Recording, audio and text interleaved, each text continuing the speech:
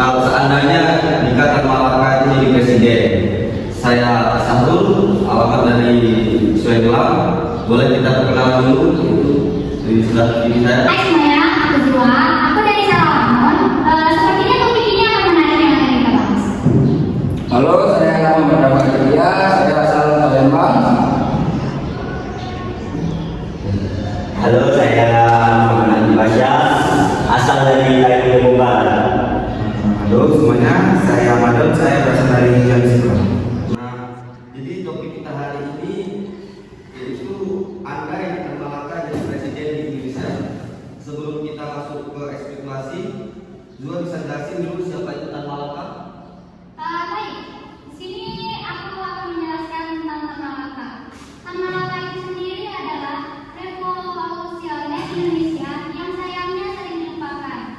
Dia lahir pada tahun 1897 di Sumatera Barat. Terus, dia itu salah satu tokoh komunis Indonesia pertama yang punya pengaruh internasional. Dia juga mendirikan partai komunis di Asia Tenggara, nulis buku yang berjudul Madilog, yang sampai sekarang masih jadi rujukan punya visi Indonesia merdeka yang berbeda dari mainstream. Yang menariknya, Tan Malaka ini kan sangat jadi rival politik Soekarno. Mereka berdua punya visi kemerdekaan, tetapi caranya beda. Soekarno lebih diplomatis, sementara Tan Malaka lebih ke revolusi total, anti kompromi sama kolonial. Nah, dan tragisnya, dia malah ditangkap dan dieksekusi tahun 1949 oleh tentara Republik sendiri. Dianggap mengancam stabilitas karena idenya yang radikal.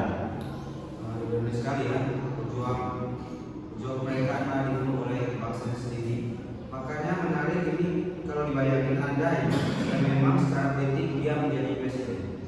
Oke, sekarang kita masuk ke spekulasi. Misalkan di tahun 1945 sampai 1949, entah bagaimana caranya, jika Tan Malaka yang naik jadi presiden, bukan Soekarno, dapat menurutku apa yang bakal langsung berbeda dari kebijakan awalnya?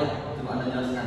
Yang pasti Tan Malaka bakal lebih keras dalam menghadapi perjanjian Perjanjian jadi pas masa itu. yang dianggapnya pengkhianatan. Kemungkinan besar dia bakal menolak semua bentuk negosiasi yang merendahkan kedaulatan Indonesia. Betul banget. Tan Malaka punya konsep republik Indonesia 100%, yang artinya nggak ada kompromi teritorial sama sekali. Ini bisa bikin perang kemerdekaan lebih panjang dan berdarah, tapi juga bisa bikin Indonesia lebih solid dari awal. Nah, dari sisi ekonomi, Tan Malaka itu Marxis yang realis. Dia nggak akan langsung dinasti total kayak komunis ortodoks. Dia lebih ke sosialisme dengan karakteristik Indonesia, mirip yang kemudian dilakukan Cina sama Vietnam. Mungkin dia bakal fokus ke industrialisasi cepat, reforma agraria radikal dan pendidikan massal. Tan Malaka kan percaya banget sama pendidikan sebagai alat kebebasan. Tapi gimana dengan modal asing Tan Malaka? Kan anti imperialisme. Nah, yang menarik nih, Tan Malaka itu anti imperialisme, tapi bukan isolasionis.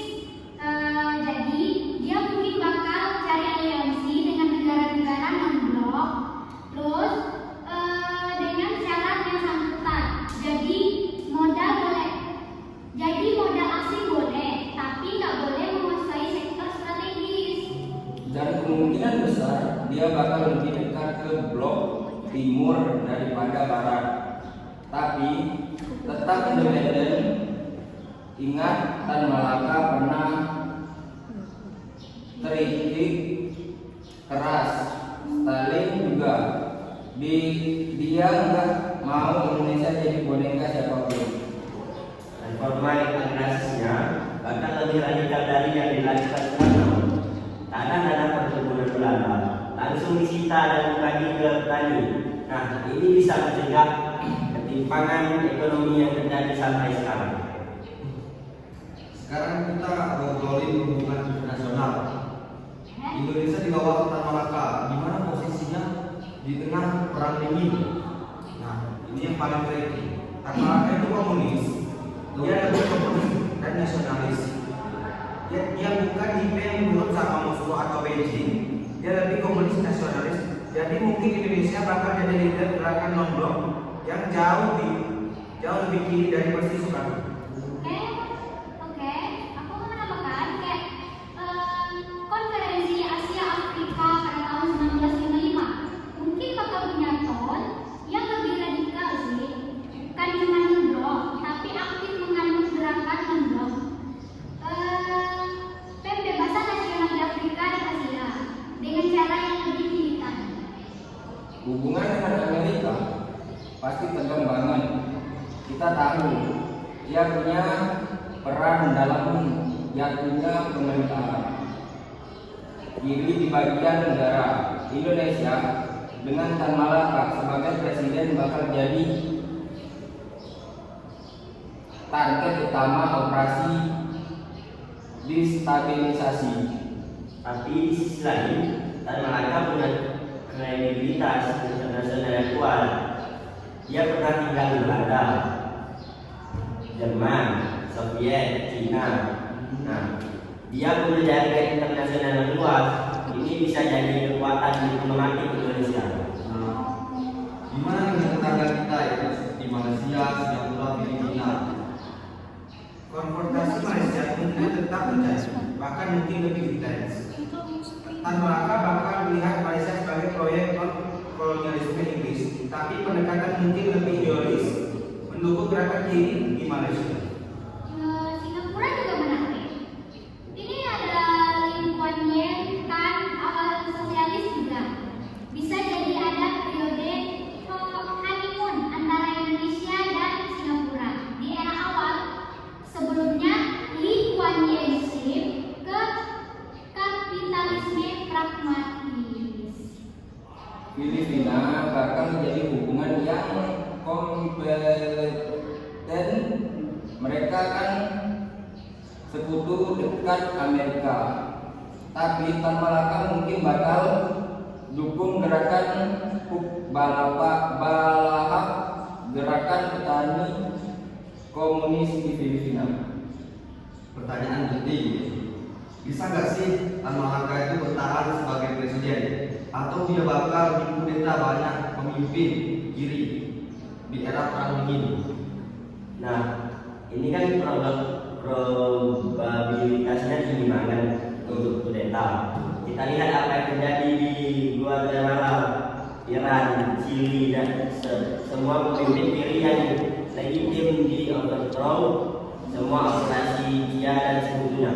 Nah, Indonesia dengan presiden komunis bakal jadi target prioritas. Tapi Tan Malaka punya strategi. Dia berjuang kemerdekaan dengan kredibilitas tinggi, bukan politisi impor. Kalau dia bisa membangun basis dukungan kuat di militer dan rakyat, dia bisa survive. Masalahnya, Tan Malaka kan punya politik nih, banyak musuh internal juga. Jadi kelompok Islam politik, nasionalisme dan komunis, bahkan komunitas ortodok yang gak suka sama independensinya, dia harus bisa navigasi politik internal dan kerugian. Peristiwa 1965 mungkin nggak akan terjadi dalam bentuk yang sama, tetapi kemungkinan besar akan ada percobaan kudeta di suatu titik. Mungkin lebih awal, mungkin dari faksi militer yang didukung Barat. Nah, Anda andai jika kudeta itu berhasil, apa dampaknya sih buat Indonesia ini?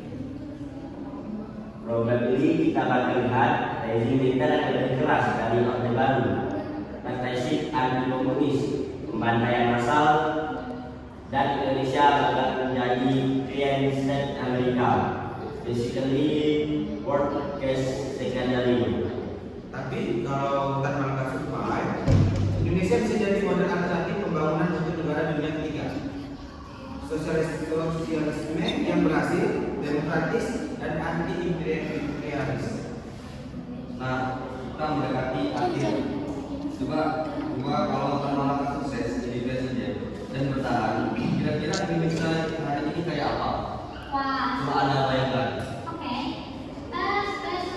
Spekulasi banget nih, tapi kemungkinan besar Indonesia bakal ketimpangan ekonomi. Nggak separah sekarang karena fenomena agraria yang konsisten, pendidikan, dan kesehatan publik lebih kuat. Coba sejarah dan apa? Secara politik mungkin kita punya tradisi demokrasi deliberatif yang lebih kuat, bukan sekedar demokrasi prosedural. Dan Tan Malaka percaya sama musyawarah dan partisipasi massal. Nah, sekarang saudara Pasha, bagaimana sih kalau Tan Malaka itu sukses jadi presiden dan bertahan? Kira-kira Indonesia hari itu kayak gimana gitu? Coba Anda bayangkan. Industri strategis seperti minyak, gas, pertambangan bakal tetap dikuasai negara. Indonesia nggak akan mudah dieksploitasi korporasi multinasional. Ini bisa bikin ekonomi lebih stabil, tapi mungkin pertumbuhan lebih lambat di awal.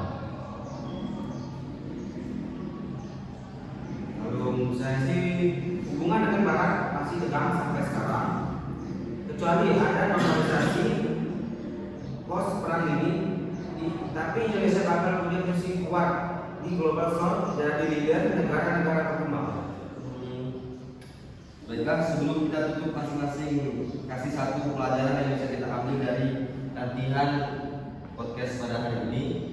Coba dari saudari Dua. Baiklah, dari podcast kali ini saya mendapatkan sejarah itu penuh dengan kemungkinan.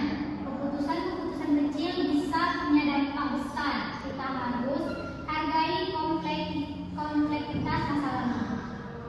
Coba saudara Damba. Maka tokoh seperti Tan Malaka meningkatkan kita bahwa ada banyak visi tentang Indonesia merdeka.